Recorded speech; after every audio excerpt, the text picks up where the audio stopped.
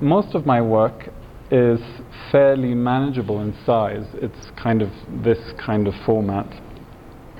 I've officially started painting, studied painting, so a lot of my work is painting, or is informed by painting, or it's stuck on the wall.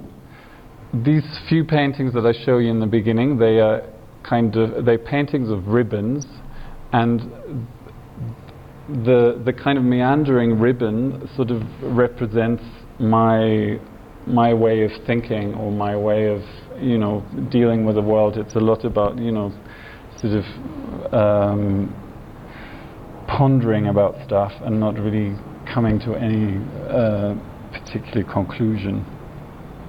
This is a painting of, like a still life painting of, I don't remember. Oh, I think it was radishes and an egg that was sort of covered in pasta dough, and I arranged it, and then I made this painting. So again, this is a slightly sort of saucy. It looks slightly suggestive.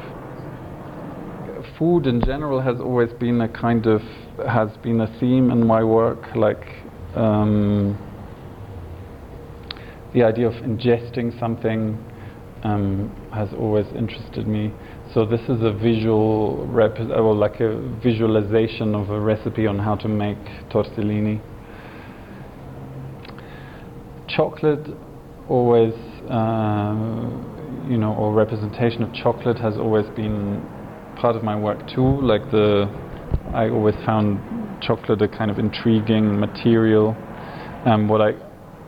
What I also found nice about chocolate was that what I liked about the presentation of chocolate was that it has a very economical way of dealing with material. It's very practical,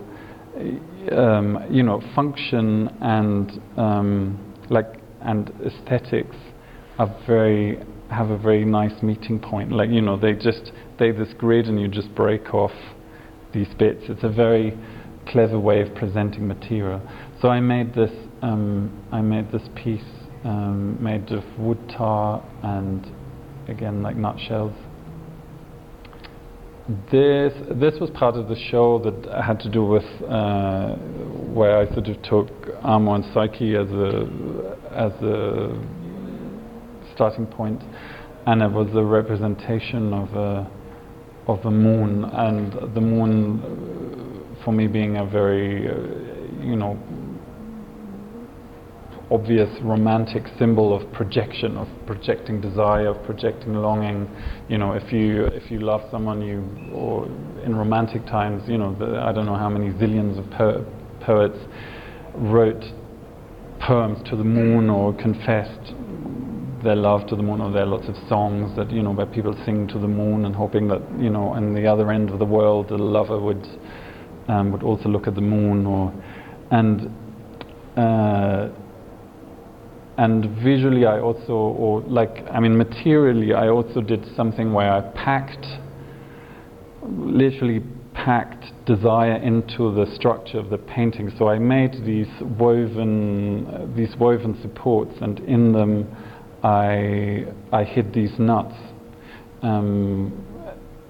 and I've woven them shut, and they sort of this really tight grid where things are, where I sort of imagined all the desires, in that case like Psyche's desires for Amor, are really packed into this thing. These are works that look rough. This is also glass and linen and again wood tar. As you might have noticed, like lots of most of the materials that I use are kind of natural origin, or have a sort of traditional feel to them. Like I don't use sort of mirror polished acrylic, or so they're pretty. Most of there was a sort of poetry to the origin of the materials. Like you kind of. They're kind of resonant poetically or historically, like through their traditional use or through their allusion to other things. This is a painting of a sculpture that I made. Like I made a cast of a dancer's foot, like holding a flute between his toes, and this is the painting of it. This is a funny sculpture made of clay, of terracotta, and the frame is made of like it's about this big, and it's made of sort of oversized chocolate bars that I've joined, and then this funny dish sort of goes into it, like a bit like, you know, how you would put a baking tray into an oven, and it's got testicles hanging off it, and there is these these mythical or mythological figures called satyrs who often have handheld symbols, and they often in classic antique sculpture they often portrayed naked, so they've got really cute round bullocks, and they have these handheld symbols, like these instruments, and I kind of combined it into this weird sculpture.